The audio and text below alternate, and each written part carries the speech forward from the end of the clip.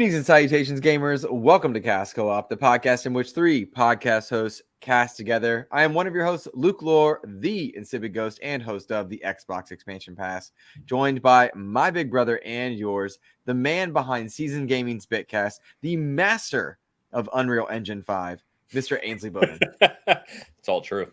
It's all true, except for that last part. But good evening, everyone. What's going on? Good to be back. It's been too long as usual, guys. We gotta. Well, there hasn't been much to talk about. It's a catch-22 because, we need. This is our fun hangout show, and also, is there something going on? And are we covering it on our main channels? You know, it's a weird one. It's a weird one. Yeah. It's a fun one. But we're here. We're here. I'm excited to chat with you guys. I can't speak already. We're 2 minutes in. That's Joe's thing. Thing. We got a cool little visual redesign coming, which we're excited about. I'm gonna tease that. Don't tell them that. I know. You just say right at the beginning of the episode. Right now. I don't care. I'll do what I want. Cool. We're also joined by host of the Trophy Room, a PlayStation podcast, Mr. Joseph Moran. Mr. Badbit, how are you, sir? I'm doing all right, man. And yeah, it's been I feel like it's January and April when it comes to video game news, because it's been too. Usually January is the month where it's dead. There's nothing to talk about of substance to talk about. You're going to have fun here, listener. All right, don't leave. Don't click out. Don't be nothing to talk about. Well, all right. Well, shit. See, I'm not going to stay for the personality. I'm going to push back on that because of which we have plenty, right? Obviously. We've got, a new Tomb Raider announced, Unreal Engine 5's rolling out to people. There's a PlayStation Plus revamp since we last spoke. We've got things to talk about. What? Wait, did we actually talk about the PlayStation revamp? No. Oh, wow. I'm more making a joke of, was it really a revamp? No, it was not. But it is what it is. It was a future building project, is what it was. Yeah. They were trying to future proof their brand. My brand. But yeah, I feel like stuff has happened. It's just not been moving mountains type stuff. Fair. Nothing really big came out except for Lego Star Wars, which is genuinely fantastic. It's up there for me in a Game of the Year list. We could talk about that. We got play. I think we got good stuff to break down. There's stuff to talk about. All right. The higher pitch you get, the less convincing you are. We didn't do any preparation for the show. None. And I think whatsoever. I like walking into it. We had time beforehand. And Joe and I, you want to play Fortnite? Yeah, let's play Fortnite. But we got a Victory Royale. We did get a Victory Royale. It's all bots, guys. It's all bots. No. This one was. We were with some sweaty kids. Yeah. When you get to my rank, that's when kids start getting a little sweaty. I'm very frustrating. In terms of the average player, I'm good. Mm-hmm. If I knew how to build, I would be, or build better, build back better, I would be great, I think. Do you guys play the no build mode now that it's full time? Oh yeah. Oh yes, that's the only thing we play. Yeah, and it's fantastic. Yeah, as you know, I'm enjoying it. I bought Butt Stallion. I haven't even used it yet because I don't play it unless I'm playing with you guys. Does Epic tell anyone how many people are playing in each mode? I doubt that they do. No. I bet there's people that have cracked that code though. So if the newer the player, the more bots that there are in the map or match. Sure. I think there's always going to be bots unless it's ranked. But if you're in general population, the higher rank you are, the more sweaty the player and the less bots. So I would say it gets to be maybe 20 bots per match. I would say. Sorry, Joe. That's I think you misunderstood. What I was saying is the number of people playing build versus no build. Oh, no. But it's been such a success that they've kept it in. So it has to be a lot. Yeah. Everyone I see that has come back to Fortnite is because of the no build. Yeah. And it's genuinely a fun time because it plays a little bit more like Apex style, just without the hero classes. Yeah. And third-person perspective. But I put a link into the chat for you two to pull up right now, if you don't mind. It's just a quick look at Halo Infinite in third person. Yeah, and I saw it. It looks and feels. I can't say feels. It looks and it looks like third person Halo Infinite, of course, but Battle Royale no build mode for Fortnite. And when you play as Master Chief in Fortnite, it looks like that would feel the same thing, and it is fantastic, and it's very exciting. So that was very hard for me to say, but I'm really excited by the prospect of where it looks like we're getting Battle Royale Light in Halo Infinite, and I've been enjoying Fortnite no build mode so much as far as a tactical third-person shooter that when I play as Master Chief, it really makes me feel like I'm that character. It suits that character. And it's just it's really changed the game, and yet it's still the same. And it makes me really hopeful for what, this new certain Affinity strengthened partnership might be. What is that all about? First off, come on, Microsoft, just put a ring on them already. But secondly, is that supposedly their Warzone equivalent, Ains? I think you were talking about it a little bit on the Bitcast. Yeah. So Certain Affinity was the one that is reportedly working on this new PvP/PvE mode, like Warzone was. That is going to be kind of bigger and more expansive. Now, apparently, according, me, I follow all the Halo leaks and data miners and all that. According to what people are finding is that whatever that is, and there's no kind of timeline for when that comes out, but whatever that is actually separate from what they call Last Spartan Standing, which is what looks to be a Battle Royale style mode. So it looks like we're going to get, and we've known all along that Halo Infinite is going to have a ton of content. They're just obviously taking longer than I think people hope to get there. But can I say something? Can I say a hot take? Cool. They should already have been there. Yes, they should have already been there, but they're afforded, I think, this leeway because there's nothing else. You know what I mean? Yeah. If there was a competitor in this space that was fresh, gone.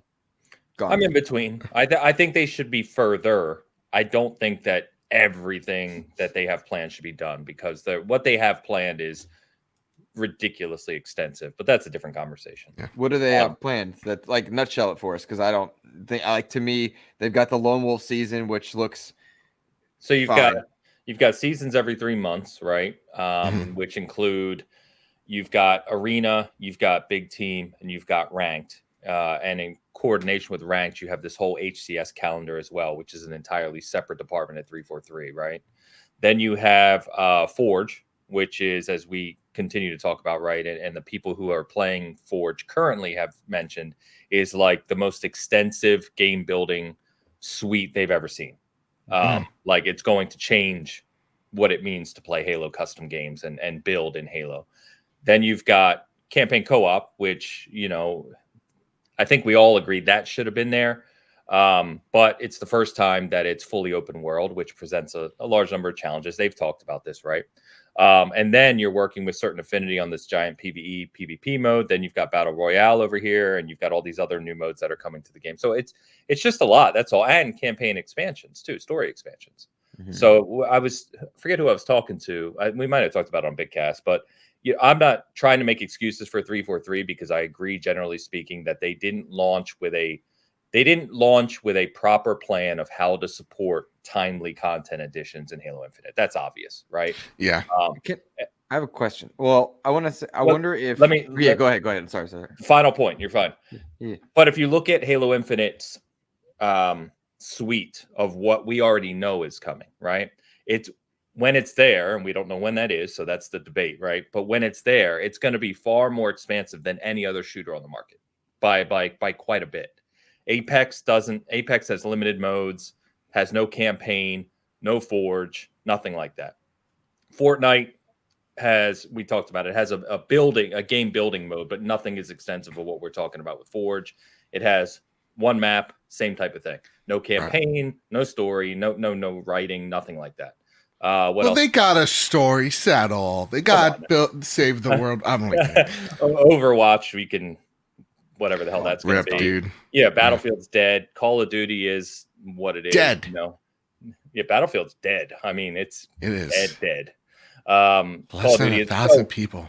We could rant on and on, but my point being is that I think what happened is 343, quite frankly, bit off more than they could chew, and they underestimated the level of effort between working from home, a new engine, and all of this content that they've been talking about, and managing a timely release schedule. They got behind the 8 ball, and they're going to be catching up for some time. Yeah. They got a groundbreaking TV show. All right, so I want to which is where Certain Affinity comes into. Yeah. Separate conversation about the TV show. Hold pin in that one for me. I think they did bite off more than they could chew, and they had these grand plans that pre-Staten's arrival were just too wide a scope, and that's what he did, was come in and narrow that scope and say, you need to triage, this is what needs to get out the door. I really appreciate their no crunch stance. I think that's healthy, and it's smart when you're trying to bring in more talent and more people, when you're trying to talk about, bringing in people that might be jaded from other places, when you're building a relationship with Crystal Dynamics and certain Affinity and some of these other ones on the back end. But it still makes me question if that's the smart business decision in a industry that lets it exist. And I'm not advocating it, to be very clear, but it makes me wonder, like, should you have crunched at least on some of this stuff? Should you have you damaged the brand? I don't think you have. I honestly think Halo Infinite is fine.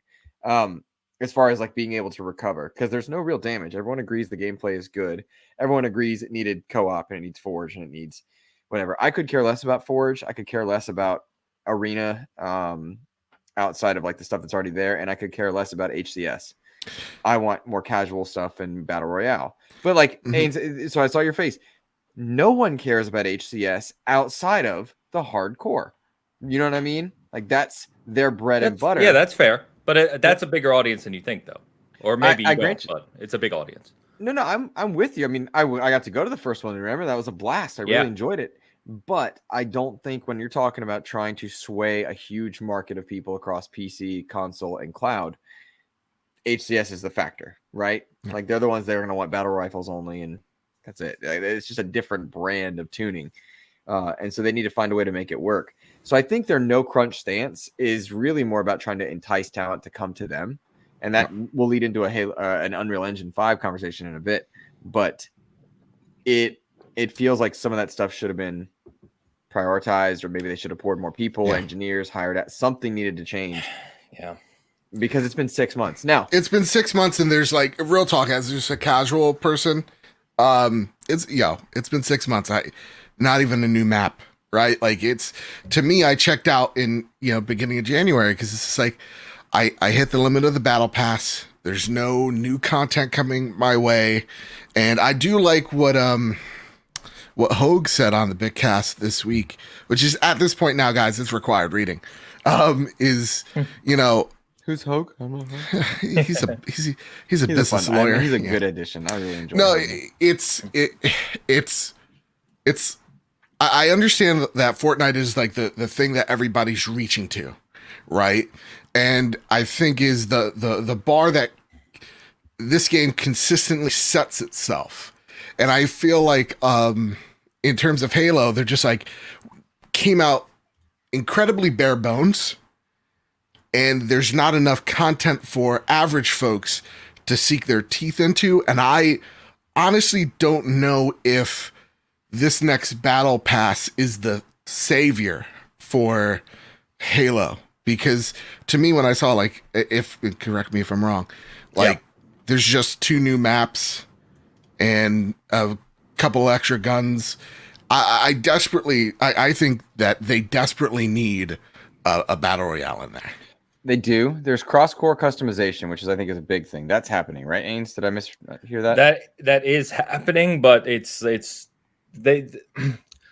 so they basically acknowledged a whole bunch of fan feedback. One of them was cross-core customization. They did not say that was launching with season 2. It's something they're working on.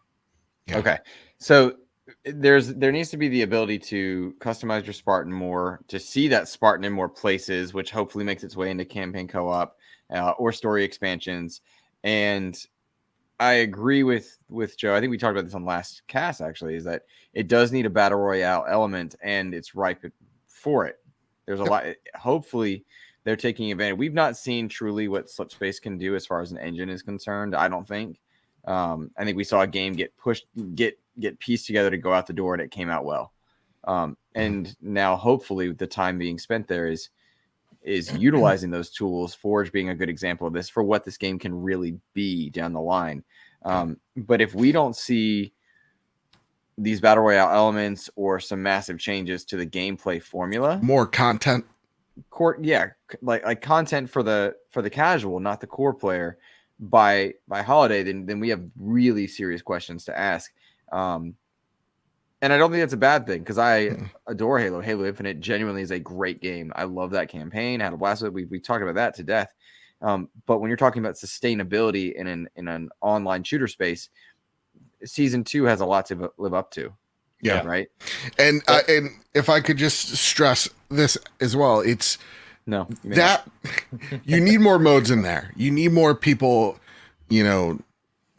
interacting with the game in different ways. And I understand you got this big single player element bringing co-op. I get that there's a lot of moving parts, but your bread and butter is multiplayer. And the thing that is what keeps Fortnite fresh is that they don't just change it up every 3 months. It seems like it's a weekly occurrence that they've added something new. There's a new element that changes, and it keeps becoming the gold standard because they keep just setting the rules where all these other companies just kind of can't keep up. And I'm not saying it needs to have the same cadence as Fortnite, but what Fortnite does have, when we talk about like their custom mode thing, like one of my buddies just literally built a level of Cyberpunk in Fortnite.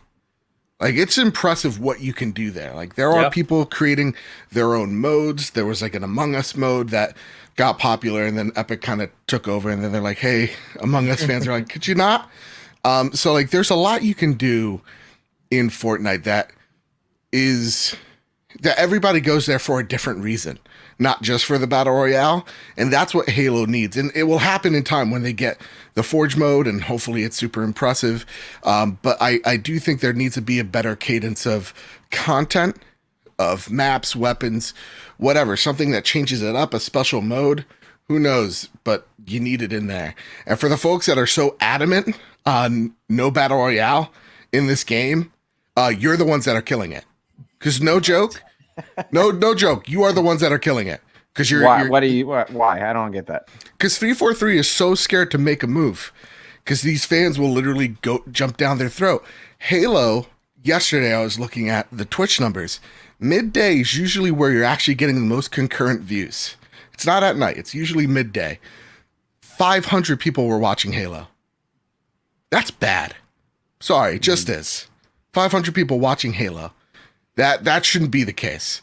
So to me, I think they need to boost those numbers up. The only way you do it is by putting in more content.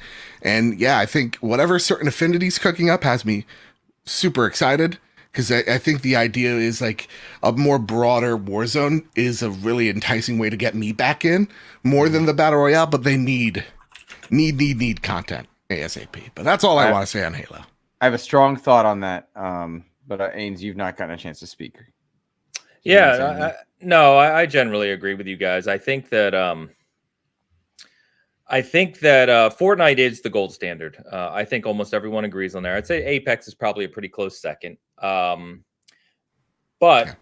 let's also give a little fairness to the fact that Fortnite and Apex went through a lot of growing pains as well. I mean, Fortnite, obviously, people know the history there. They didn't even have a battle royale. They kind of stole it from PUBG. There were lawsuits, and then they didn't really know what to do. It kind of, it evolved over time. And once they started making billions of dollars, it gets easier to make content faster, right? Absolutely. Apex came out of the gate in the first 4 or 5 months. They added one operator, nothing else.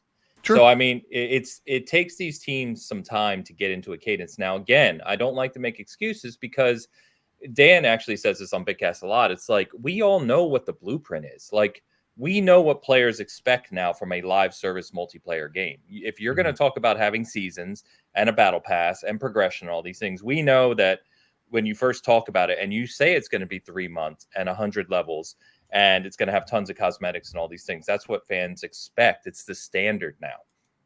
And then you extend it to 6 months. You don't really have a plan for additional content in those extra months, and other than these small little events, which are cool, but they're nothing special. It's not like any. I thought that would have been. I thought they would have been more to them. But I do think that it does seem, and we can segue this back to certain Affinity. I do think that 343 is acutely aware. One thing they're doing well is communicating. Sure. They had 2 blog posts over the past 2 weeks, which have been very extensive, speaking directly to fan feedback and questions and things. They're getting pumped up for season 2. To go back to what you said, Joe, season 2 so far is a new battle pass with a lot of changes in the battle pass. So a lot more for free players. If you're a paid $10 player, you can earn that $10 back, like almost every other good battle pass nowadays. If you just, you play it all the way through. There's one new arena map, one new big team map, new modes coming, big modes that are big in the Halo community, like Infection, things like that. So it's a good start. It's not enough to do what we're talking about, but I do expect that by year end, and I know that's another 8 months we're talking about, but I do expect by year end that they'll be in a better cadence and there'll be a lot broader game experience there. I hope so, man, because I want this game to succeed. Yeah, and I think that's where Certain Affinity comes in. So if you're not familiar with Certain Affinity, it's a studio out of Austin, Texas. It's founded by Max Oberman, and if you should know right away why that's significant, because Max Oberman basically was fundamental to the design of Halo 1 and 2, maybe 3. I'm forgetting the timeline there, but he was involved in some of quite literally the best multiplayer design in Halo that Halo's ever had. And they've also worked on map packs for other Halos, fantastic map design teams.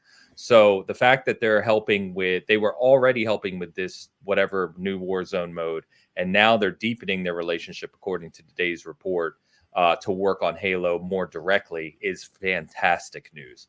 And it also signifies to me that 343 knows they need more people working on Halo Infinite. So the fact that they're bringing in such a talented studio that has a lot of Halo history and knowledge should be music to everyone's ears on this topic. Yeah. Two things come to mind. First, regarding Certain Affinity, it feels to me like that is a studio that would be acquired if they weren't in the middle of battling for their Activision deal to make sure that goes through before they want to complicate matters further from different legalities. And Hoax talked about that in far more detail than I could ever. But I feel like Certain Affinity is all but confirmed to down the line join that family officially. And hold on one sec, Joe. I want to address your comment about fans being the ones that are killing it. 343, to Ains's point, has done a fantastic job of acknowledging fan feedback and communicating. But if they're holding off making choices like that based on a vocal few on Twitter or whatnot, that is, I think, a huge issue, red flag. And if those fans truly are the ones killing it, then the people that are impotent at 343 need to stop, because that to me is like, oh, you need to stand by your convictions, make the choice and go commit to your vision. Don't bend to the will of a vocal few on Twitter. The game does need Battle Royale. It looks like it's coming, right? But by year's end, to Ames' point about cadence, they look to me like they're on a Sea of Thieves trajectory. I want to see a cheese right now. I'd play that. Cheeks? Yeah, Sea of Cheeks maybe. Oh, see, that's a different video you look up on Cornhub. And I already played that. Oh, jeez, oh boy. But I think if they can get to Sea of Thieves year one status faster than Sea of Thieves itself did, then we're okay. The game recovers just fine. But those were kind of two things that were going in my mind. Ains, whenever I watch you scroll in the reflection, I always wonder, man. I was actually looking up Certain Affinity and he's looking to see Cheeks. See Cheeks. I was saying Master Cheeks in the house. Oh, jeez. I just went to Certain Affinity's website. So they've worked through Halo since really the beginning. So Max Oberman specifically, and then Certain Affinity is 15 years old as a studio. They worked on the Blastacular map pack for Halo 2. They worked on maps in Halo 4. They worked on Master Chief Collection. So they've been with 343 this entire time working on Halo. So it's great news. Also, we this is a nice, just a little segue, just we take down this avenue for just a sec. Because we talk about it, they could acquire, like, this seems like a Housemarque-esque type of deal when it comes to like Certain Affinity. You've had a relationship for so long, private company. This seems like an easy get and a relatively inexpensive get. And especially since they have worked so intimately with you and are going to with Halo Infinite. But yeah, the buying spree that everybody thought was a slam dunk, I want to just say, It's time for us to use this platform for some good and start yelling at Elizabeth Warren. Miss Senator Lady, how dare you come into my video game domain and start making rules?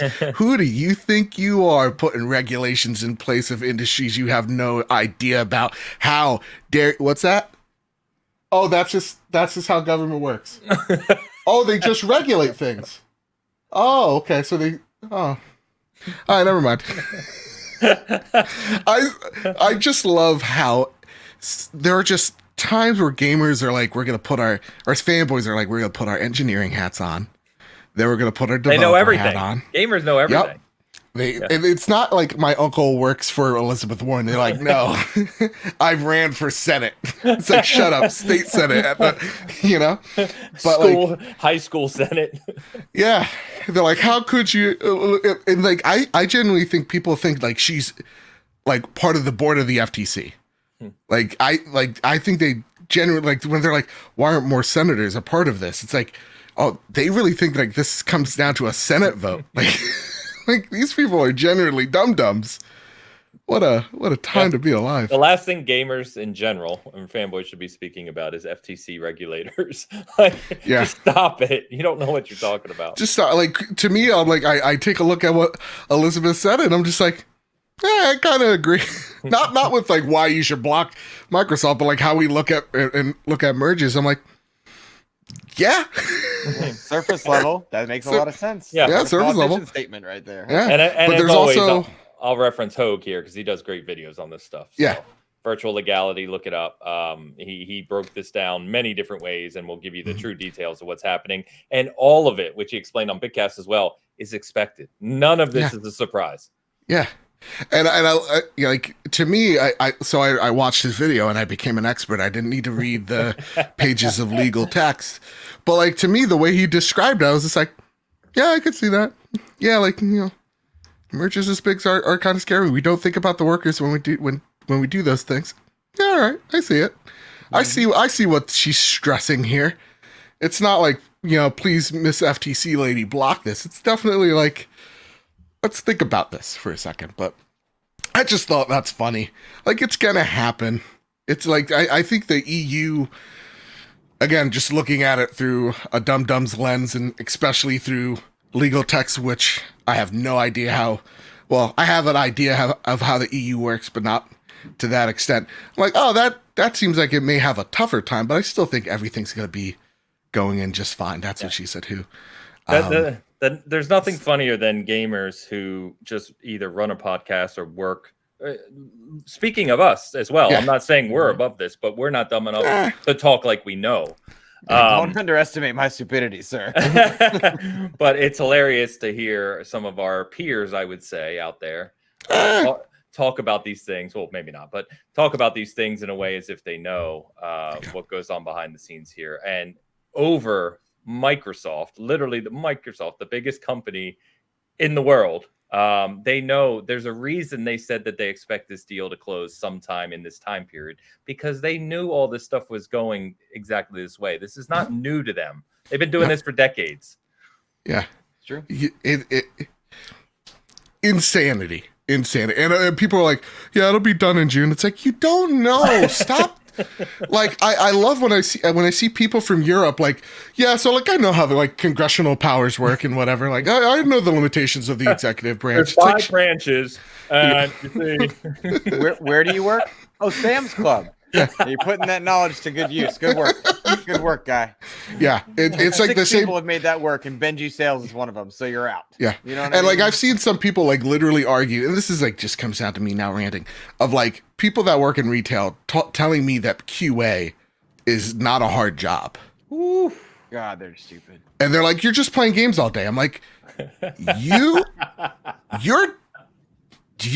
literally dumb. I've had multiple people like, you're just playing games all day. Sweetheart, honey, God, please. Oh, bless them. God bless you and your simple minds. But yeah, just be nice to people. People in general, this goes for everybody. Stop talking about things you don't have expertise on. Please. Do us all a favor. Speak to the things you know. Try and learn the things you don't. It's quite simple, really. It's quite simple. That brings me to our next topic, gentlemen. Yeah. Joe got us off on a rant. I like it. Unreal Engine 5. No, we don't know. Move Unreal on. Engine 5 is out in the wild for people to use, and Xbox gamers got to see it with the coalition showing off a demo, and things looked really pretty. And suddenly, we, as in us and our peers, were all experts on Unreal Engine 5, which is crazy. You know, it was wild to see. It's like instantly we were all there, and games are now going to come out in September using it, obviously. But in watching Unreal Engine 5 come out, and a lot of people starting to make comments on it and why it would or wouldn't be a good thing, and whether or not studios should adopt it or not, change what they're doing altogether for it. I really was fascinated by two elements of the conversation. One, seeing so many future Xbox projects are committed to it, which in my ecosystem, in my space where I cover, makes a lot of sense, right? Like it would make sense that I see that.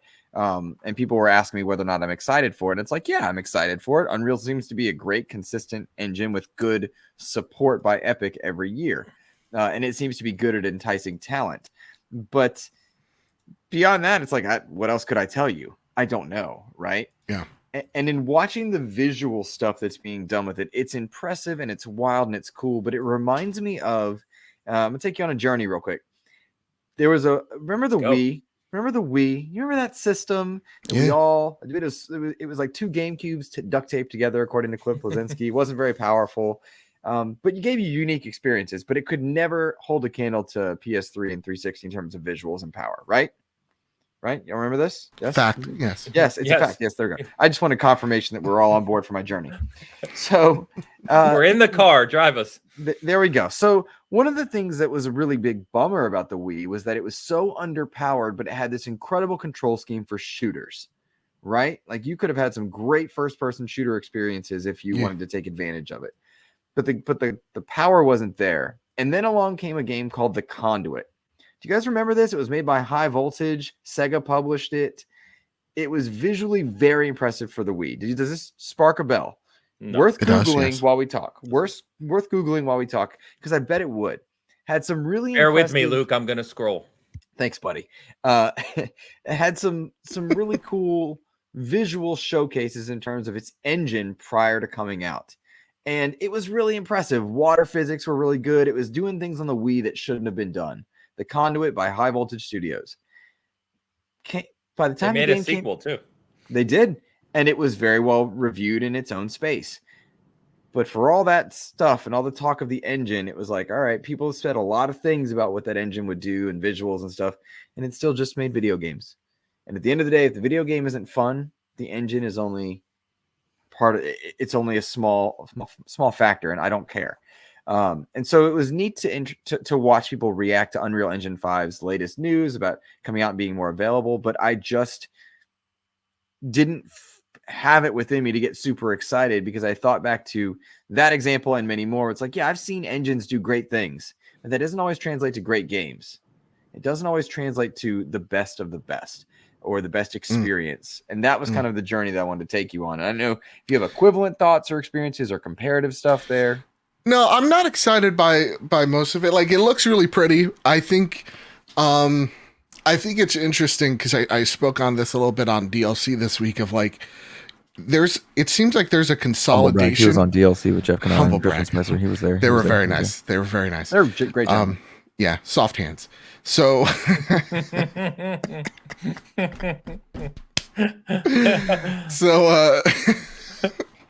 they're just nice hands. You know, you meet some people, you shake some hands, you're like, that's a smooth hand. Move on. All right. It's like, what do they use? Going back to the hand comment, I got a lot of questions.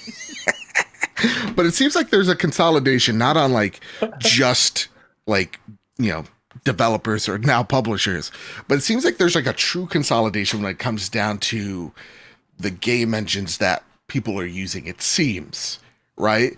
Like, I feel like a lot of publishers, big publishers, kind of don't want to do the R&D anymore.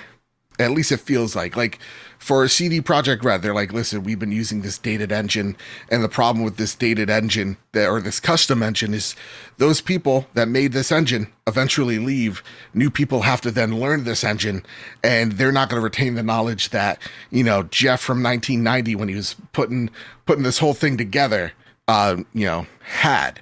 And so I feel like you're seeing a lot of developers, in case of like CD Projekt, or people like Crystal Dynamics, that are just like, let's actually, how about this? We get the engine stuff out of the way. We just pick a proprietary engine or whatever. We choose Unreal or whatever, and we just focus on making the game.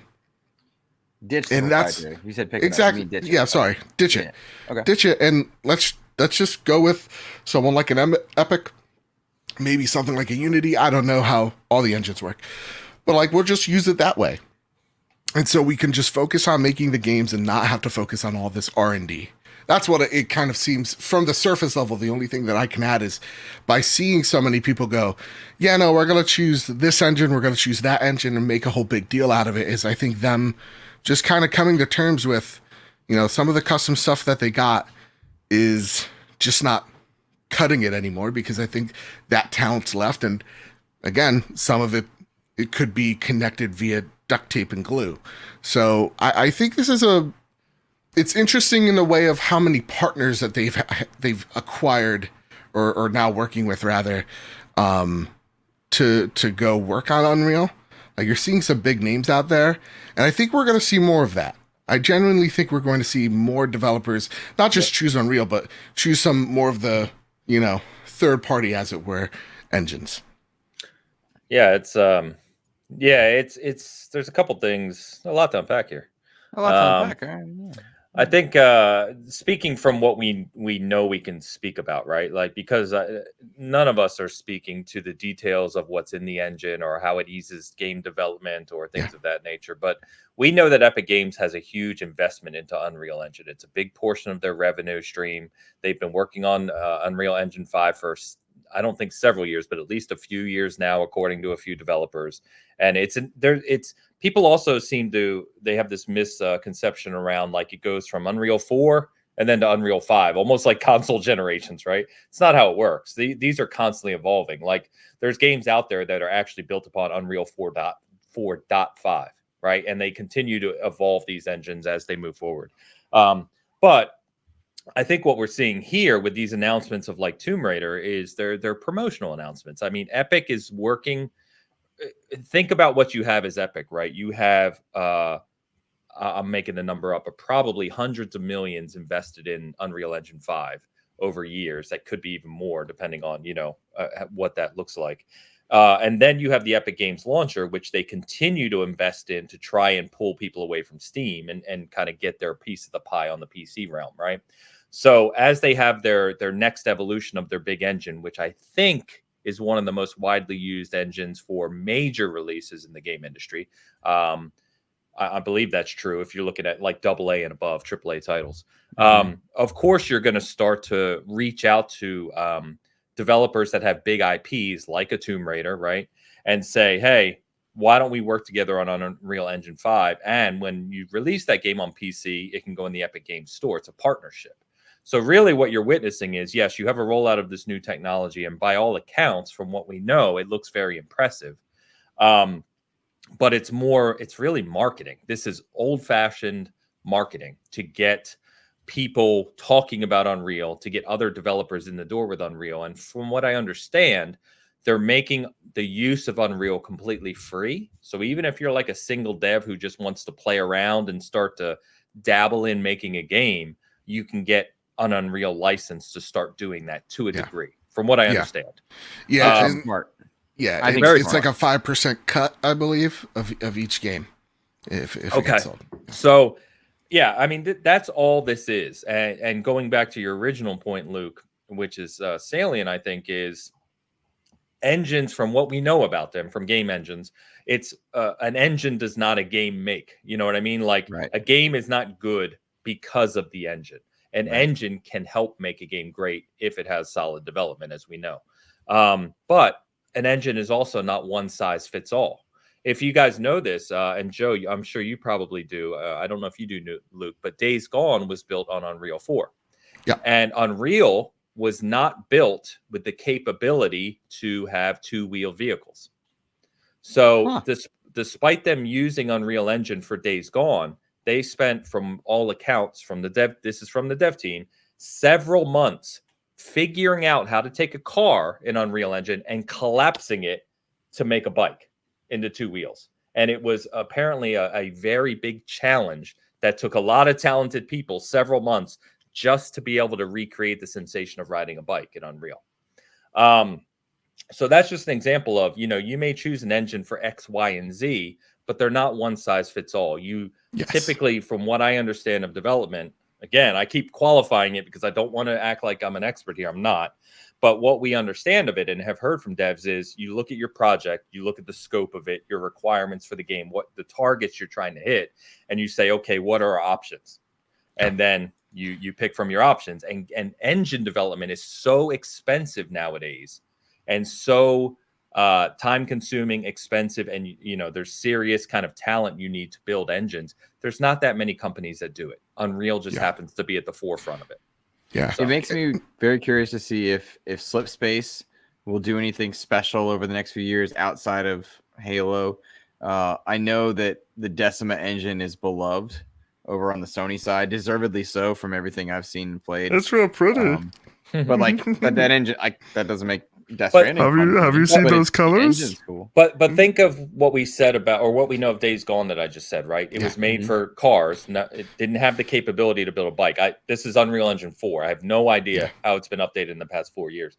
But think of Halo Infinite and all the vehicles in it and all the variations of them, from the Ghost to the Chopper to the Warthogs to the Mongoose to the tank to all these things.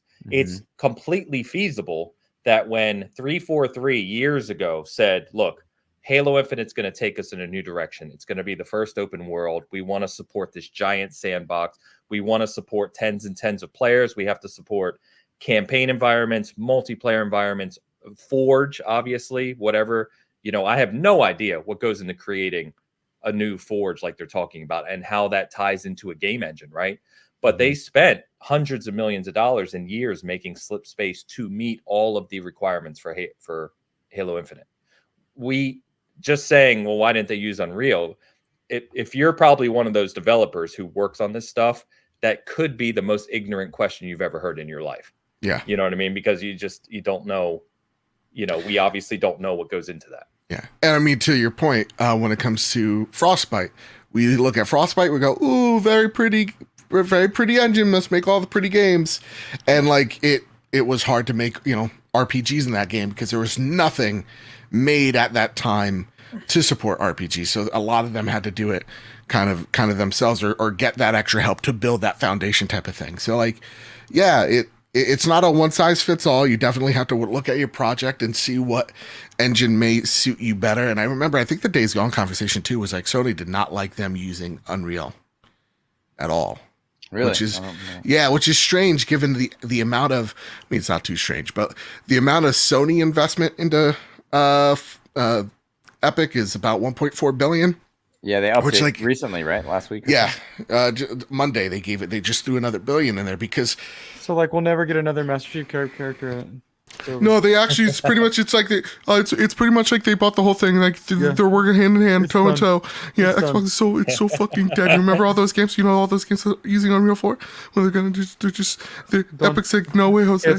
Cancel. By the way, can we tell Epic to sell Master Chief again, please? Because I'm ready to buy. Yes. Come on, dude. Season 2. When season 2 hits. Oh yeah. When is that? No. I'm talking about Fortnite. Right. When season 2 hits, they're gonna. There's gonna be again. That's what I was thinking. That's what I think is gonna happen. Luke, I'm ready for the next topic. But they owe me. The Batman. They owe me some Star Wars stuff, and they owe. Sir, I'm ready for the next topic. Also, I gotta yell at a Puerto Rican mother that's making noises that are not human. Does she want to make a cameo again? Yeah, let me see. Yeah, check on this. I'm excited for this one. His standing desk that he got is really exciting. He looked like he just floated away. Just, oh my god! Whatever. An engine does not a game make. You're right, But man, how good was the shooting and flying in Anthem? That's amazing. Right? So good. I talked about that on Bigcast this week because we brought up a topic of. Do you host Bigcast? I was not aware. Bad games that we love playing. Yeah. And I said, honestly, I don't play a lot of bad games because there's so many good ones and I don't have time to just sit and play bad ones.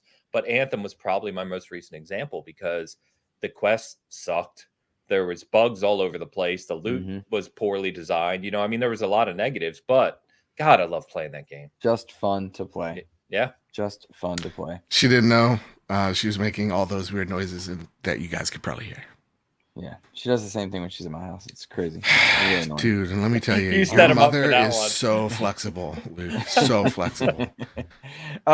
So guys, it's it crazy. May seem a bit out of sorts, but I want to talk about a little bit of what we've been playing lately and things that we might want to play. I gotta tell you, Lego Star Wars has been the perfect game to play post Elden Ring. I think for a lot of people that were in the Elden Ring like area playing games and putting over 100 hours or whatever it was into 100%ing that game, which you can only do you can do it in 40 hours. It's easy. You just follow it. Ains loves it. But no, for people that were playing like hardcore into Elden Ring or Horizon, it was really cool to see how Tiny Tina's and Lego Star Wars kind of operated as palate cleansers to those deeper experiences to have a more light and fluffy, enjoyable gameplay setup. And one of the neat things about Lego Star Wars that I want to note for any listener is that there is so much game there that is genuinely fun to play. You've got a very competent third-person shooter, third-person action game that is far more than the Lego games have been, and yet still a Lego game. It's also a love letter to a franchise that needed a love letter, I think, for a lot of reasons. But it is well worth your time. There's a lot of game there. There's a whole lot of game there, and it's just fun. Nothing's too hard. There's so many easy ways to get stuff. I want to point everybody towards playing that. If you have a passive interest in Star Wars, give it a chance, even if Lego games aren't your jam, because it's that opening montage is probably one of the best opening montages of any video game ever. It's probably top 10 for me. Which one? The one where you first load the game and it starts with Luke saying, breathe, breathe. Oh my God. And this is the weapon of a Jedi Knight. It takes you through the eras. I got emotional. I got a little emotional. I hate to say it. Yeah. And that was the odd part, was getting emotional over Legos, but it was really just reminding me what was special about Star Wars. The music helped. The music was wonderful, the voiceovers. And it reminded me also that Star Wars is a really stupid, silly set of stories made for kids. And that sometimes we get overblown and over-invested in them. And that if we just take a step back, there's so much to just enjoy. And I've gotten amazing, intense experiences with Mandalorian and Empire. And I've gotten really silly, dumb experiences with Phantom Menace and episode 9. That one. Rise of Skywalker? Yeah, the rise at the very end. Whatever. But like, who cares? It was just fun. It was just meant to be fun. And it was Travis says that same thing a lot. Is like there's everyone knows among Star Wars there's gigantic debates about what should be and what shouldn't be and how sequels are made and the prequels and all this other stuff. And he makes the point is like no matter at the end of the day, like it should be. You should step back, realize that Star Wars is awesome, and just have fun with it. And I think that's a very valid point. I'm a more casual Star Wars fan. I'm not one of those that gets into all the deeper lore, extended lore. I just watch the movies. I enjoy them. And I'm like, then I hear people arguing about, well, this scene called back to this event that shouldn't have happened because of X, Y, and Z. And I'm like, God, this is what I sound like with Halo, isn't it? Jesus. Yeah. I sound ridiculous. Yes, it is. Yes. It is. God. It's terrible. Gross. But no, on Lego, it is amazing. I only have a few hours into it, but it is the perfect game to just sit back and play anytime. It's not difficult. It's not challenging. It's just a game you can pick up and play and laugh at. The humor is fantastic. And it is far, far bigger than anyone anticipated how much content is in that game. So if you're thinking, like, one thing we pointed out was that don't think of this like just another Lego game that used to come out on the 360 and PS3, right? Like those were fun games, but this is so much more. It's new engine, it's open world, it's got every movie, it's got, I didn't even know this, I haven't gotten there, but Hogue was saying it's got even the Lego Dimensions Star Wars content where you can go to specific that you can't get anymore outside of this, that you can go to specific gameplay scenarios where there's like 30 some of them where you can just run around and solve puzzles and have fun and collect stuff. Yes, there are mini hub worlds that you can just go visit and do things in. Yes. Yeah. It has over 400 characters, and characters that are the most obscure Star Wars characters ever. I mean, it's loaded to the brim with content for Star Wars fans, even if you're a casual fan like me. Yeah. It is made by people that love Halo. I'm sorry, Halo, that love Star Wars. And it's obvious, like that love oozes in this game, man. It just like there's a Rathnar like name drop during so you don't know. No. During Empire Strikes Back, and I'm like, that's a reference to Force Awakens. That's crazy.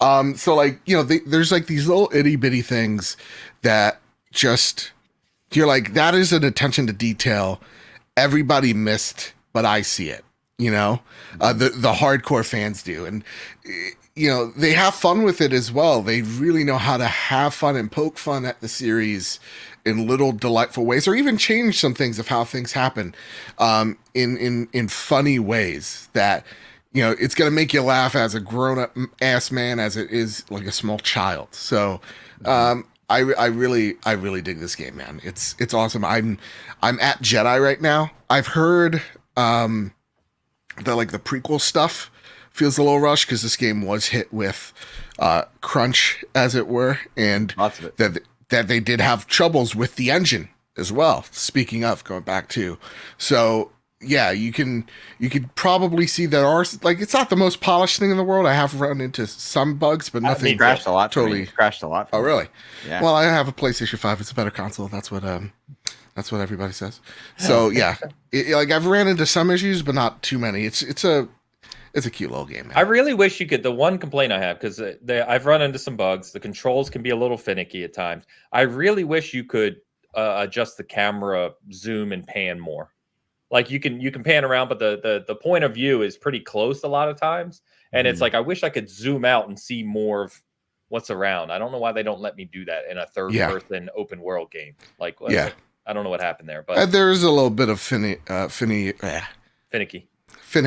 type of camera placement sometimes, especially when you're in a tight corridor. It gets weird. Yeah, I don't know why that was an issue, but generally speaking, it's a fantastic game. Yeah, I wanted to say that because it's also, I just wanted to say we could have talked about the PlayStation tiers, but Luke, Tony wants to defend PlayStation. Just ignore it. No, you were talking to your mom, and so I didn't start that conversation. Let me talk. Fair enough. Let me turn your camera on. Yeah, I'm not gonna talk to you like that. Camera's off. We're all better for it, but if you're gonna yell at me, do it to my face. I want to say real quick how amazing Tiny Tina's Wonderlands is. Tell me. It is awesome. All right, moving on. No, it is. Borderlands is, Borderlands is a beloved franchise, right? Has a lot of hardcore fans. It's been around for got to be nearly 15 years now. Because it came out on 360 originally. He's back and he's sitting and he's moved. I honestly, at this point, Borderlands 2 is widely considered the best Borderlands game by pretty much the entire community for the most part. I honestly believe at this point that Wonderlands is the best Borderlands game. Really? You're never going to top Handsome Jack as a villain in part 2. He was incredible. The expansions are incredible. And there's a lot about Borderlands 2 that is just very memorable. But if you look at purely just playing the game and doing what Borderlands is known for, which is shooting and looting and min-maxing your build and optimizing loot runs and all these things, Wonderlands is freaking incredible. I have not been this addicted. I'm in the end game now, which are called chaos runs, and you can level up the entire world at chaos level, goes all the way up from level 1 to 20, and you can start to find even more powerful items and things. And I'm on chaos 6 right now, I believe I'm up to solo, and it gets freaking wild, as you can imagine. But I have not been this addicted to a kind of just log in, do runs, kind of scavenge for new loot and build your character and stuff. I haven't been this addicted since Diablo 3. It's that good. Nice. Yeah, I've been enjoying it. I'm super, super early in. Not enough to really give it a whole review. Well, I played it for over an hour, so I could review it. 8 out of 10. It starts a little slow. The first mission or two, I was like, this is funny, but the tutorial levels that you play are pretty boring. The levels get much bigger and broader, and the humor between Ashley Birch, who plays Tiny Tina, Will Arnett, who plays the Dragon Lord, and Wanda Sykes. I mean, the writing and voice acting is incredible. I will say this is probably the best written Borderlands game, just because I'm laughing. Yeah, the humor is great. The humor is like on point. Typically, I'm not. I didn't get into Borderlands 2, admittedly, because I didn't have a good group to really dedicate the time into it. So I'd always get into the first few hours and go, yeah, I guess this is funny and a little goofy, but like it never sucked me in. Borderlands 3, I felt tried too hard to be toilet humor. It did. And I hate the villains. Like I'll say this any chance I get. Stop writing YouTube or streamer influencers as villains or just in your movies. Stop. It's already a cliche. It's already the worst thing. I get it enough. I don't want to be bombarded by, a TikTok streamer as the main bad guy. But this one, there's also a strength of adding actual comedians as the voice cast who know how or when a comedic moment is going to hit or not. So like having Will Arnett there, he's amazing at everything he does. And there's a line, just one quick one, where early on in the game, he's just like talking to you. He's like, hey, how am I doing being a bad guy, by the way? Like, can I be better? Because I want to be a better bad guy. Is there like a father figure you look up to that I can kill? Is there like a mentor that I could slay? Tell me how I could be a better villain for you. Yeah. And I'm like, that is hilarious. And like that line is like, it was like, and this is the best line I've experienced in a Borderlands game. Like, and Will Arnett just knows how to sell it. Andy Samberg as well. He's hilarious. And there are a lot of Andy Sambergisms in that game where like I could see that he is having a lot of fun with it, not taking it seriously, and at the same exact time adding his own flair or just improvising on the spot. Because there are some moments where I'm just like, this guy's just having a ball. Also, Ashley Birch, damn man, she's amazing. Tiny Tina is so well written. Like Tiny Tina. The reason this was made is the expansion for Borderlands 2, right? Assault on Dragon Keep was like the biggest hit in Borderlands history. Borderlands 3 kept Tiny Tina, but because it was chronological, she was an adult. This takes it back to where Tiny Tina is young again, and she's the master of your game. And the cool thing is like, not only is her humor just totally on point with what it was like in Borderlands 2, but she controls your game, and it does a fantastic job of treating it like you're playing a tabletop game throughout the whole thing. And your love of Ashley Birch and Will Arnett in particular, like as you reach the later part of the game, it just gets better and better. You hear more and more from them. It actually has some like sincere moments late in the game. And then even once you beat the game, like Will Arnett, the Dragon Lord, is still involved in the end game content as well. So it's awesome. Yeah. I just looked. I have 65 hours in it already. Ooh, like, playing it a lot. Yeah, I'm really enjoying myself, and I'm not the guy that could break down the difference between Borderlands 3 and this, but I'm just having just a ton of fun playing it. Just a ton of fun. Hit me up because it has also fantastic level scaling. You can play co-op with any. Like I was like level 12 or 13 early on, and I played with my buddy who was literally in the tutorial, and it works fine. Oh, we all great. get our own enemy levels, our own loot, everything. So oh wow, that's awesome. Yeah, all right, great. Yeah, definitely. You were 65 into Tiny Tina. That made me look. I'm 26 into Lego. Yeah. Okay. Because I just finished Elden Ring. I finished Elden Ring at 160 hours. Nice. I love to see it. I can't believe I beat it at 70. I thought I poured way more hours into that game. You missed a lot of side content. I'm not saying that to mock you because I'm being serious. Yeah. I came out as like a level 136, 140. Dang. Around there. I must be really like, I know I'm bad at Elden Ring. Like I'm not a good player, but like So, Ains, when you're like, the game gets harder halfway through, it got fucking easier, dude. Well, you're definitely... it got easier. Yeah. It got easier. I'm like, none of these bosses are standing. It was actually different. None of them. Because I think in the most except of the Millennia. Millennia, thank you. I always want to say Melania and it makes my skin crawl. But except for her, all of them I beat in like a try or two. I think so did I. And I think what's different compared to prior games like Bloodborne or the other Souls games is the community has always kind of judged difficulty based on bosses, especially like Sekiro. We talk about that a lot. Sekiro has some really tough bosses. Whereas this game, I feel like the bosses at the end weren't difficult, but the areas were more challenging. Like the normal enemies that you ran through if you wanted to explore the areas, and the dungeons got really challenging. It was a little bit different. Especially getting to Millennia was like, Jesus, slow your roll, guys. Slow it down. I didn't save scum it though. I'm gonna beat it this time around. Now I'm gonna golden path it and do what I need to do to get the real ending or whatever. Cool.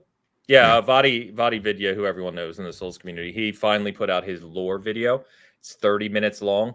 I watched it last night. It's incredible, and you will be blown away at how deep the story elements and character writing and everything in that game is. Like, definitely check it out if you liked Elden Ring.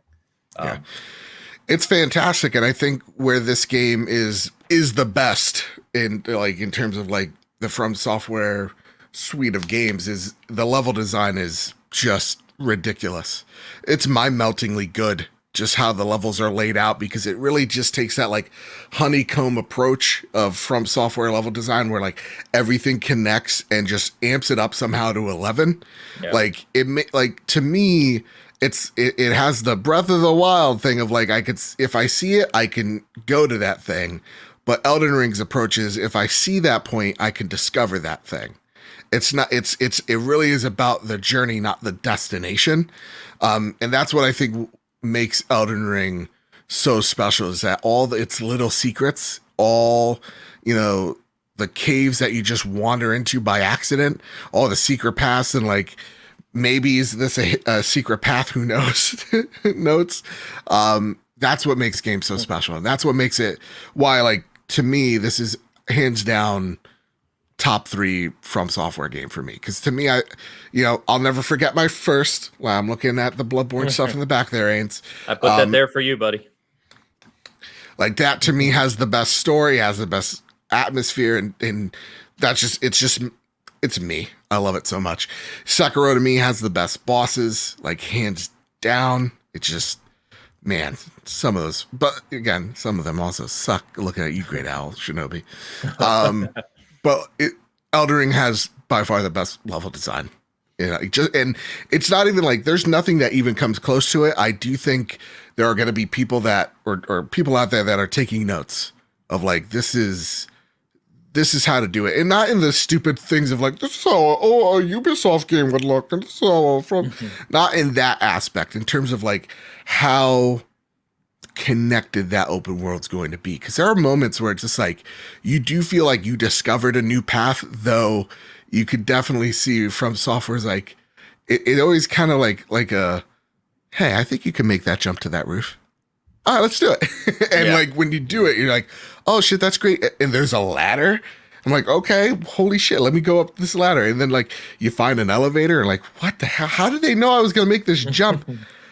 How, what? Okay, and I'm here, and then it's a literal, quick save to Millennia right there. Like skipping all the awfulness. It's like, holy crap, guys. level design department. You didn't have to go this hard, but what you could have put is a golden path. I don't know. I think it's funny. Stop it. I think it's funny that we jumped over to Elden Ring for another 10 minutes. Sorry. I did. No, well, yeah, I've said my piece on it. I did real quick. I want to laugh because we were talking about Wonderlands and like the humor and the writing, and as always, Borderlands always plays to popular culture, and this has some of the best kind of items and stuff I've seen as well. So I got a spell yesterday called Furious Marshmallow, which is a reference to Ghostbusters, and it says shit. something that would never ever possibly destroy us. And you shoot it, and it's a giant burnt marshmallow that explodes, right? And after it explodes, it turns into little chunks of marshmallow that you can walk over and eat. And it actually has like tiny Tina writing on it to get your health back. That's awesome. And that's just like one of the many, many, many things you can find that are just freaking wild in the game. It's hilarious. That's cool. That's cool. I'm sorry, I totally skipped over you. That was inappropriate. It was because I was lowering the desk and I thought you guys were talking. Oh, did you sit down? Lazy. No, it's good. You gotta take breaks.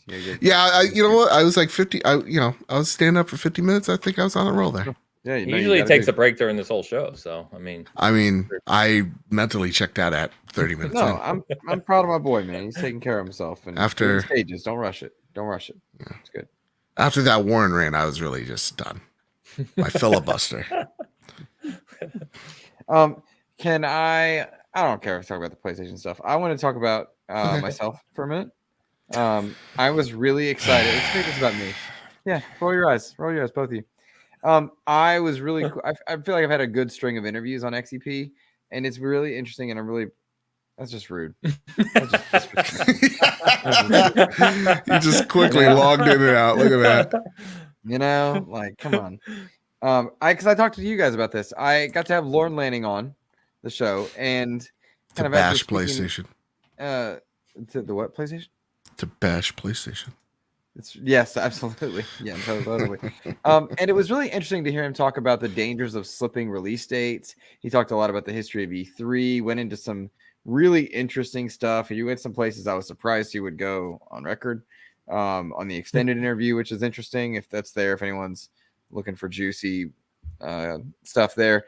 But it was really cool to hear like one of the geniuses of the industry talk. Sometimes when I interview people that are just so smart, it's tough to relate. But Lauren just went, and it was interesting also to see that the thing that got latched onto by a fan site, which I was excited to see XEP getting mentioned. I mean, to be blunt, it was cool to see. Yeah. That was a fun win to see XEP be mentioned. I get it, man. I didn't have time. I'm sorry. Okay. I wanted to pick it up and I just haven't gotten to it. I haven't even listened to it yet. I'm sorry. Really? Well, that's fine. He made me. I did make him listen to that little section. But it was interesting because he called PlayStation Plus devastating to Oddworld Soulstorm. And out of context, that is a huge headline. Right? Like that is like, oh my gosh, he called PlayStation Plus devastating. And that is a worthy headline to put on there. But the context I thought was so much more interesting because it had to do with taking a PlayStation Plus deal, thinking they were going to hit a certain date when there were a certain amount of PS5s available, when the game would be ready. They missed their date, but the deal stayed in place. So their projected 50,000 to 400,000 units went to up to 4 million units because the game slipped its date and it was more widely available when the game actually came out, but the old deal was in place. And there's more to it, and I would encourage people to listen to it. But it was really interesting to watch people take that little tidbit narrative and turn it into a statement of support for their PlayStation Plus or Game Pass, or a statement against subscription services in PlayStation Plus and Game Pass. And it highlighted to me how taking things out of context is just everything, because not a word against Sony was said by Lauren Lanning in that interview. He was not dissing Sony at all in that statement. He was talking about how missing your release date is a bad thing. Well, and they didn't it sounds like, I haven't listened to it, like I said, it sounds like they didn't safeguard themselves properly in the deal itself, which is the responsibility of him and his company. It's not PlayStation's responsibility to do that.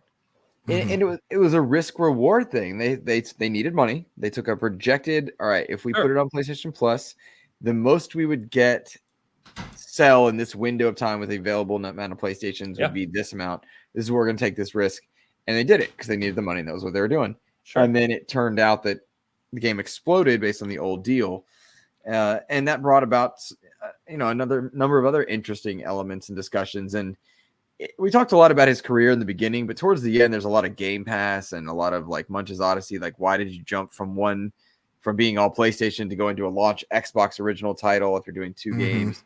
We talked a lot about that stuff too, and hearing him kind of go into depth on it and talking about game therapy because he's part of another company. It was just interesting to hear his mind work. I didn't realize he was the guy that debated Jack Thompson, like one-on-one. If you guys remember, Jack Thompson was the lawyer that was trying to tell people that video games were the reason their kids were school shooters and that they needed to stop doing that. And he was the guy that went toe-to-toe with him. And it was just to get to talk to somebody that has so much experience was fascinating. And then to watch the conversation around it. None of it's gone back to be against me as far as like some of the stuff because I'm the interviewer, but I wonder if that's going to be a thing that happens, you know. I mean, I've been trying to start it. Yeah. Yeah, I've been trying to start it. No, it was a great interview. You did fine. I thought there was points that, you definitely could have jumped in and added a little something, but I think you did all right. He talked a lot. You are right. I don't know if you're joking or not, but you are correct. But it was like I'm listening. I'm just like, one thing, and he just went.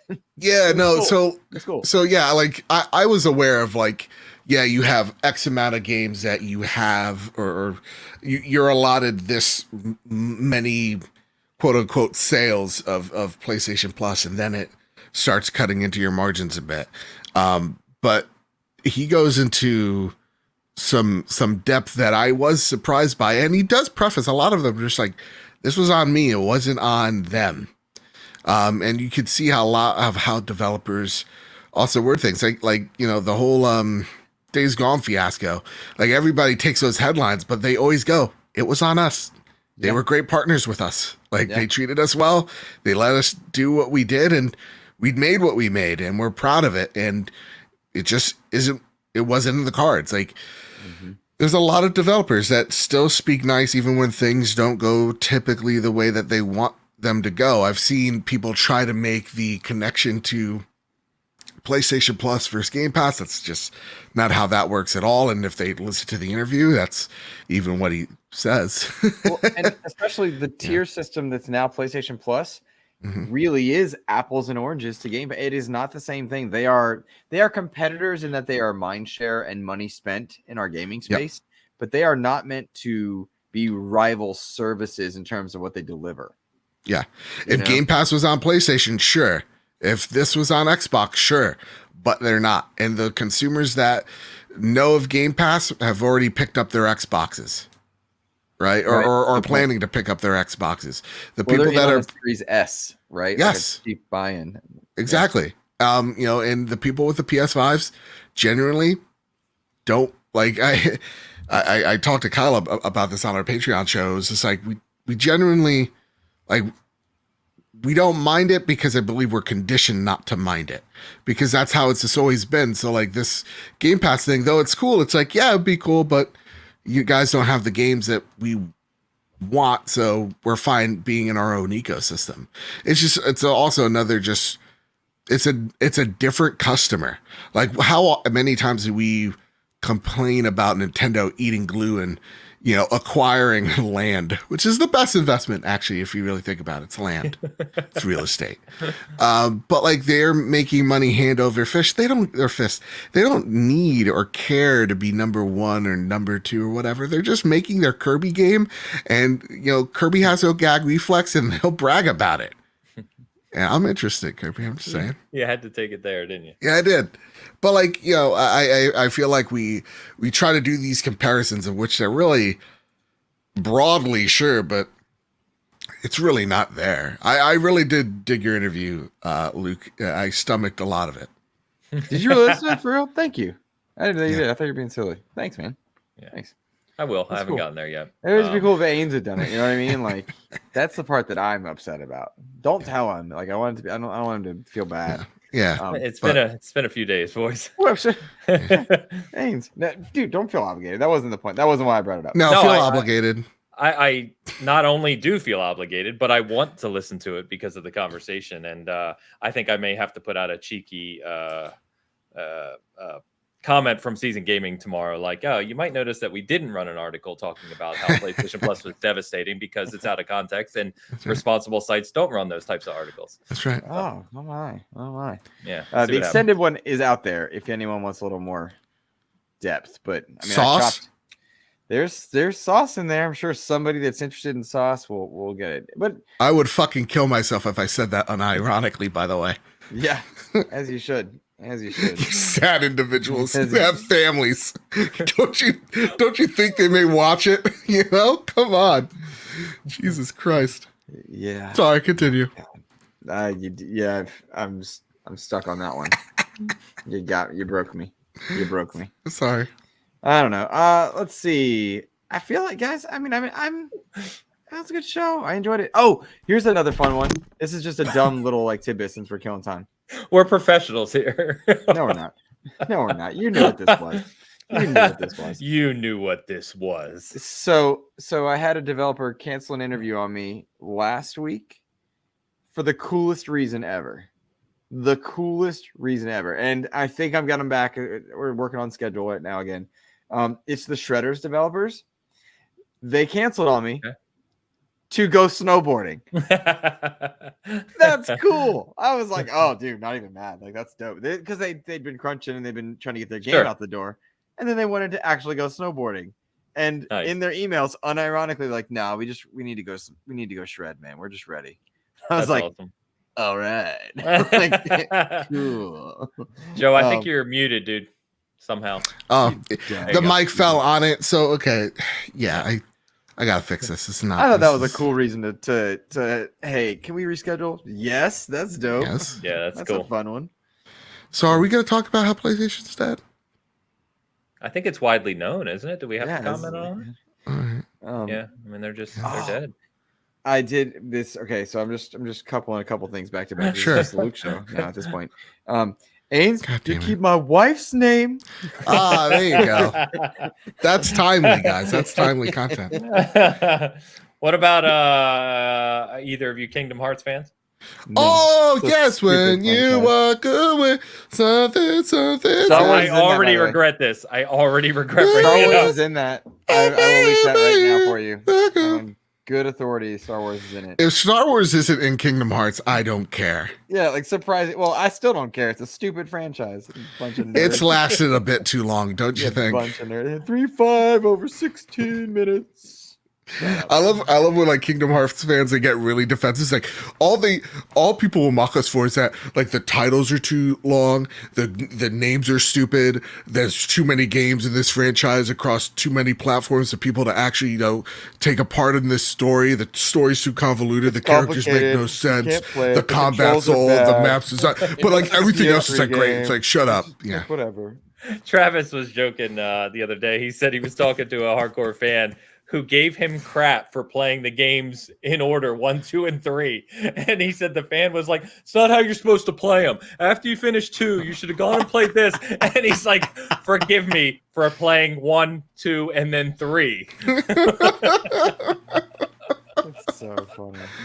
Yeah, I love that because like there's some comments like, oh, I can't wait to see everybody doesn't understand the story. It's like, dude, there's a game on the 3DS. There's a game on the PSP. There's a game on mobile. There's from what I understand, the story pieces are critical in those. Yeah. So like, not only is it already convoluted and hard to follow, and I don't know, I don't play it, but they said like if you don't play those and just play 1, 2, and 3, you'll be all over the place. And it's true. Shout out to Alexa Ray Correa, somebody I genuinely want to interview because she's super talented, but also she's written books on this topic about. Books on, she literally published a book and wrote a book on Kingdom Hearts, right?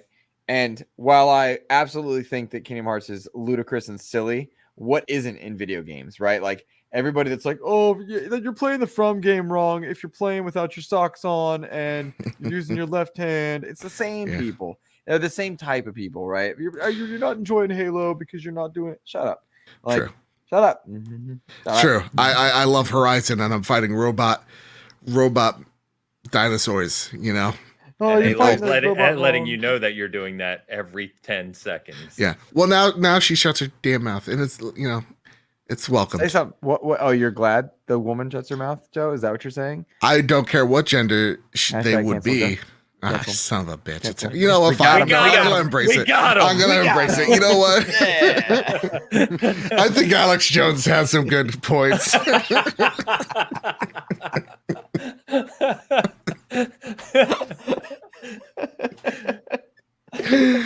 Ben Shapiro's wife isn't dry. There are things, you know. I hope that guy rots in hell.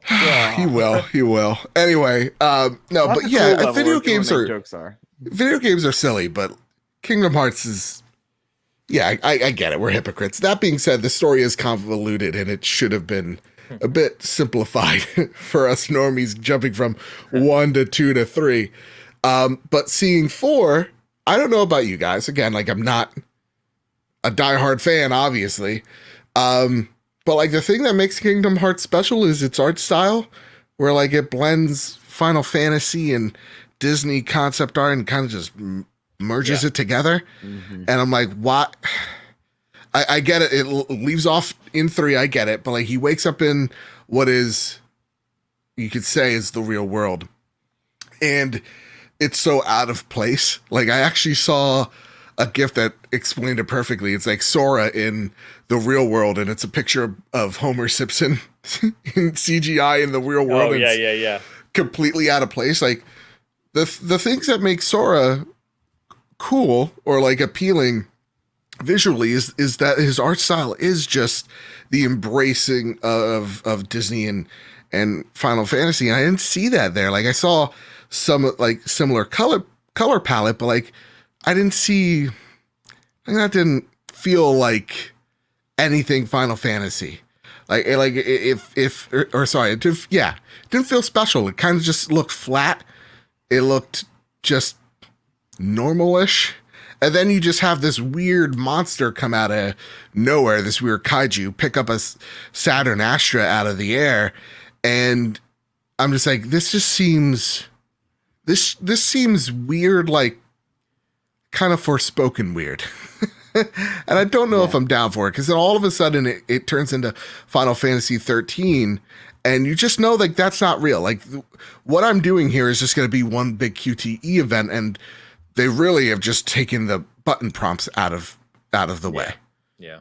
So like, and then they're just like, oh, it's not even going to be on this engine. It's going to be on Unreal 5. So I'm like, so what did I actually see other than confirmation that this game exists? Nothing.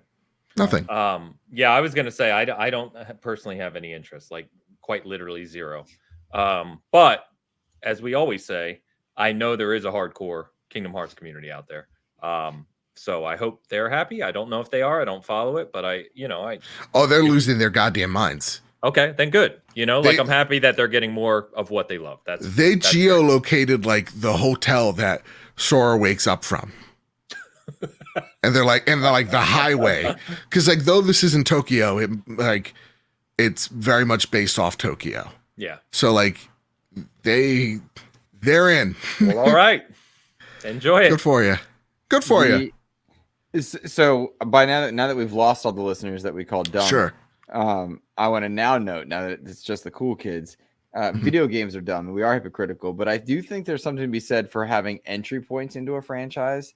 Sure. To allow people in. Like Resident Evil right now is so convoluted in its story, but they've done a good job in 7 and 8 of narrowing the scope, so you didn't need it. You could just play, and you'd get more out of it in terms of story, but you could just play it and enjoy the game. And Final Fantasy, I think, is one of the biggest culprits of this. Is it can be very hard to understand what's happening sometimes because you're talking about a Final Fantasy 14, 15, 16. One's an MMO, one's not. One's 13.2, 13.3, Lightning Return. That can be very intimidating, right? And there is something to be said for having entry points to a franchise. And I think about Elden Ring most recently. That's not a story entry, but it's a gameplay entry point that allowed more people to pick it up. And there's something to be said for making that happen. I think Halo Infinite also did this. Go ahead, Joe. You look like you're going to. Yeah, no, because now I feel like a big dummy, because I love how like you guys are having real conversations in this episode. I'm like, let's yell at Elizabeth Warren. You've always been a dummy. I know I have, but yeah, you make a great point because the thing is like, yeah, like I'll believe that there are space lasers in outer space, and you can go faster than the speed of light in Star Wars or whatever, but like the reason why is because the characters are gripping, but it's a great entry point. Every Star Wars you can watch, being a new viewer and being hooked on that thing. And become a new fan, whether it's Mando, whether it's Rebels, whatever. There's a great entry point for you here. And I think that's really the true problem. It's not that I see Mickey Mouse as practically Yoda. It's really that I don't understand why he's Yoda. And they're not giving me a good onboarding to have me relate to or see why he plays such an integral role. Right. Agree. Yeah. That's a good point. Good point. So maybe that's all. Epic Mickey 2 any good? I was listening to a book the other day. I kind of want to listen to Epic Mickey or play Epic Mickey. Is that good? It's rated really well. I haven't played it, but it's rated really well. Yeah. Might snag that in this spring sale if it's on sale. Yeah, I think it was free at one point. You might check to see if you own it. It was definitely free at one point. Okay, I'll check it out. I'd play that. I also want to play just the Oddworld games. Like I want to play those, but they're not on sale right now. It's on my to-do list. Soulstorm I played a little bit on PS Plus. Funny enough, it didn't. I used to love those games, like Munch's Odyssey on the original Xbox. I played a ton of. But it didn't grab me in the same way. It's well designed, but it's not for me anymore, I guess. Yeah. I want to play the Stranger's Wrath one because I played it on Vita, but that's a hard place to play some games. It's a great place to play other games, but I want to play that one. I got my Steam Deck, boys. With my tax refund, I got a Steam Deck.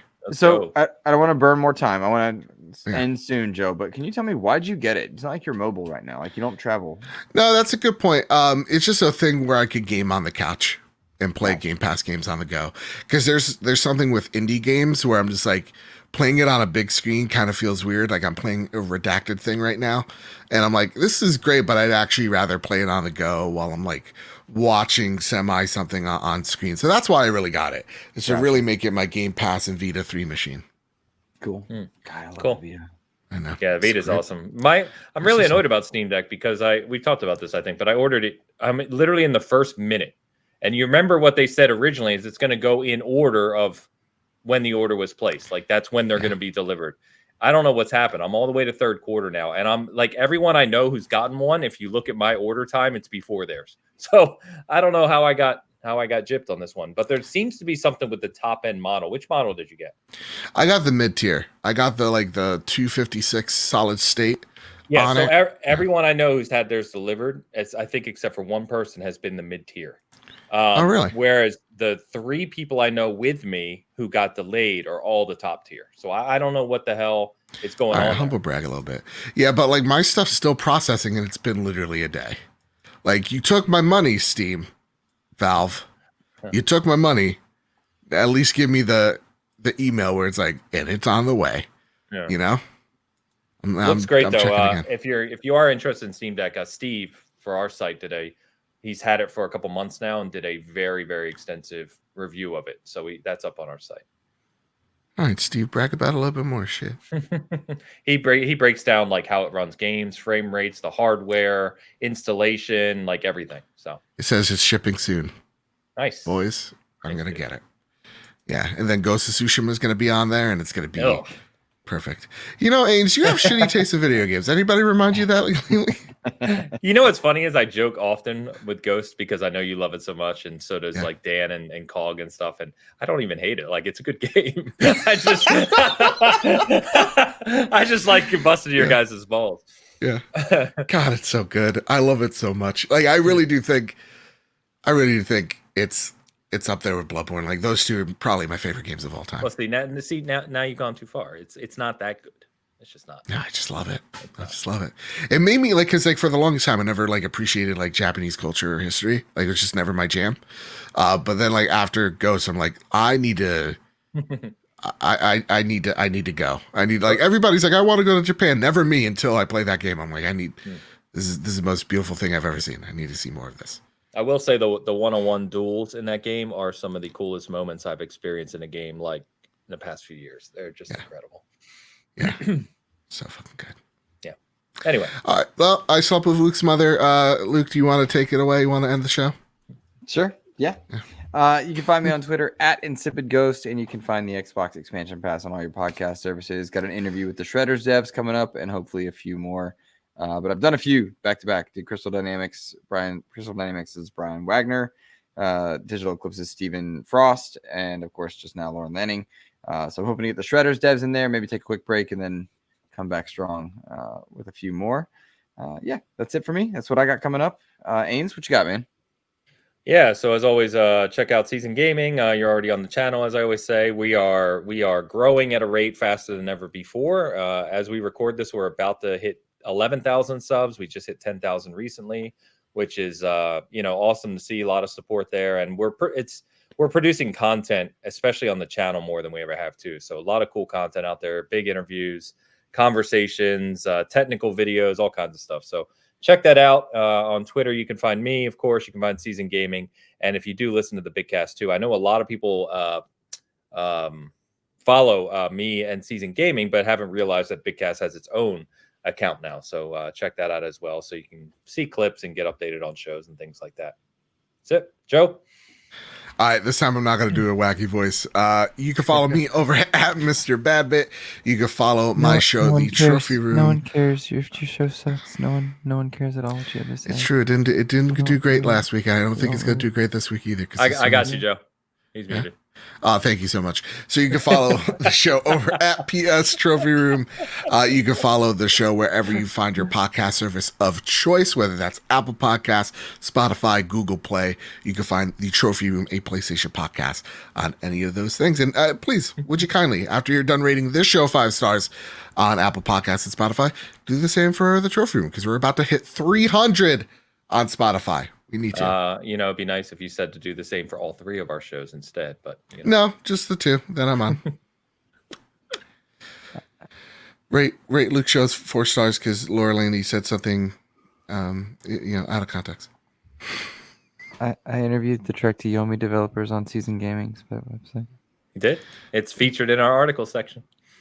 Yeah. I interviewed the Moss 2 devs, and they were really nice, and you could expect that on the next episode of the When does that game come out? It's already out.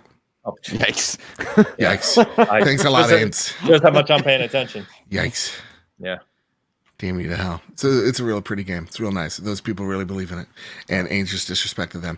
Everybody, keep I almost did my outro. Keep casting, keep casting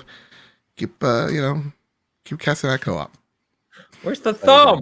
There it is. I was thinking about doing a real bad joke, but can't do it. I would get canceled.